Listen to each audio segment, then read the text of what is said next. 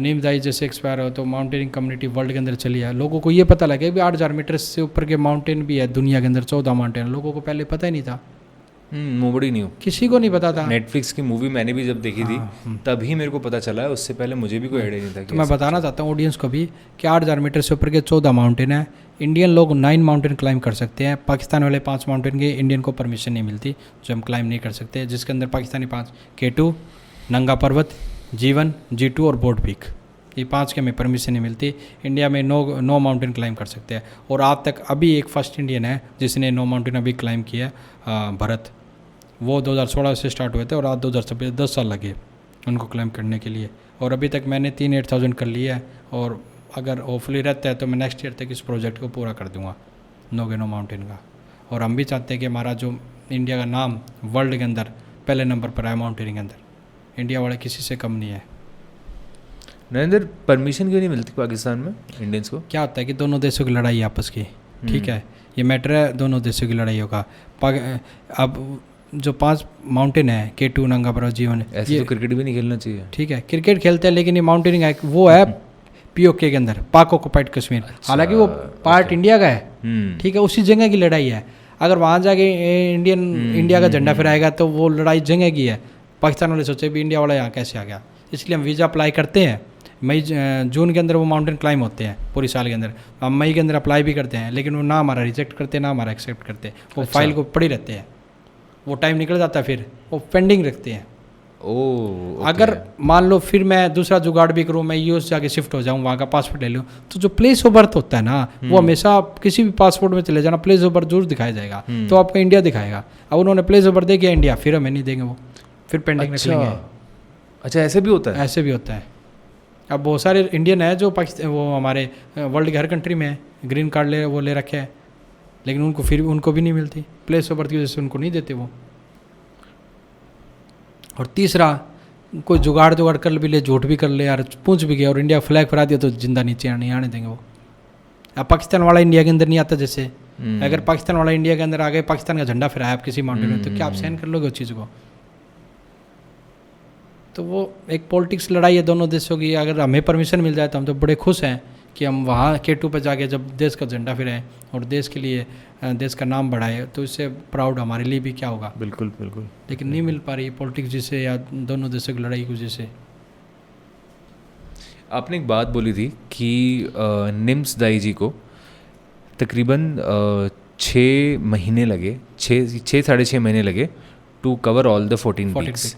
पर इससे पहले जिस इंसान ने ये चीज़ करने की ट्राई करा उसको 16 साल लग गए। 16 साल लगे। ऐसा क्यों हुआ? मतलब एक इंसान को 16 साल, एक इंसान को सिर्फ 6 महीने 7 महीने?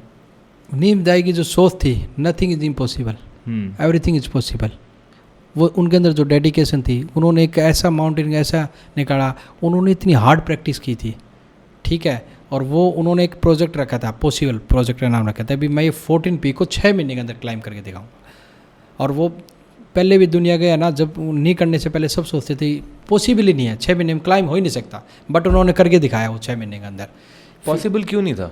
पॉसिबल इसलिए नहीं था कि एक एनर्जी नहीं होती, जान का है शरीर के अंदर। अच्छे आप कंटिन्यू 14 माउंटेन को क्लाइंब करोगे एक साथ, एक माउंटेन आप 8,000 मीटर करते हो तो इतना थक जाते हो, इतने द्वारा में हिम्मत नहीं आती। सबसे पहला पॉइंट था ये।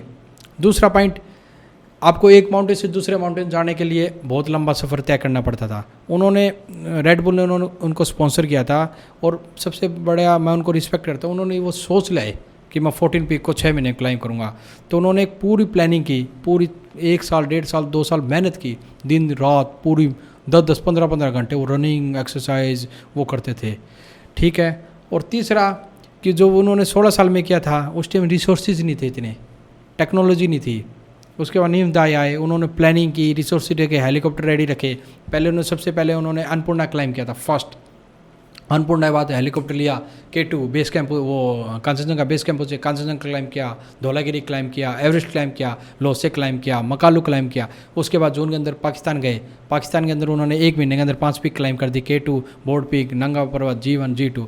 उसके बाद सितंबर के अंदर उन्होंने चोयो क्लाइंब किया। फिर शीशा पांगवा की बात आ गई थी। शीशा पांगवा का चाइना गवर्नमेंट ने उनको परमिट नहीं मिला, वीज़ा ओपन नहीं किया। चाइना का ऐसा ही रहता है, चाइना सबसे अलग कंट्री, अलग ही उनके रूल रहते हैं। क्या पता लास्ट के 5 दिन पहले वो कहे भी हम ओपन कर रहे हैं, ठीक है, शीशा पानी दिया। लेकिन उन्होंने फिर सोशल मीडिया पर डाली ये बात कि प्लीज़ मैं हम्बल रिक्वेस्ट करता हूँ चाइना गवर्नमेंट से कि मुझे पर वो दिया जाए माउंटेन ओपन। उस साल उन्होंने चाइना गवर्नमेंट ने बंद कर दिया, भाई हम शीशा पांगा नेक्स्ट ईयर खोलेंगे। उन्होंने रिक्वेस्ट करी, नेपाल की जो पॉलिटिक्स है, नेपाल के प्राइम मिनिस्टर भी चाइना से बात की, फिर भी उन्होंने मना कर दिया। तो उन्होंने सोशल मीडिया पर उन्होंने एक ट्वीट किया, उसके बाद पूरे जो वर्ल्ड की कम्युनिटी है वो ऐड हो गई, पूरा चाइना गवर्नमेंट पर प्रेशर है। उसके बाद चाइना शीशा पांगमा खोला, और जब उन्होंने शीशा पांगमा क्लाइम किया, जब 14 पीक को 6 महीने के अंदर किया, तो सबसे बड़ी बात है कि शरीर में उनकी जान थी जो आज तक कर नहीं पाया। हालांकि उनके बाद ये चीज़ें है कि आप सोच नहीं ले सकते। तो वो नथिंग, उनका प्रोजेक्ट का जब भी तो मूवी नाम था नथिंग इज इम्पॉसिबल, उसके बाद ही क्लाइमेट स्टार्ट हुए हैं, जो 1 महीने में 5 कर ली, 4 कर ली, 3 कर ली, वरना किसी के दम की बात नहीं थी। लोग सोच ही नहीं सकते कि ऐसा हो भी सकता है क्या। तो उन्होंने करके दिखाया है। जब लोगों के अंदर कॉन्फिडेंस आया, जब लोग स्टार्ट हुए अभी ये कर रहे हैं हम, एवरीथिंग इज़ पॉसिबल। लेजेंड, और वो लेजेंड ही रहेंगे दुनिया के लिए हमेशा। माउंटेनिंग, जब तक माउंटेनिंग का वर्ल्ड में नाम लिया जाएगा, निम्स दाई का नाम जरूर लिया जाएगा।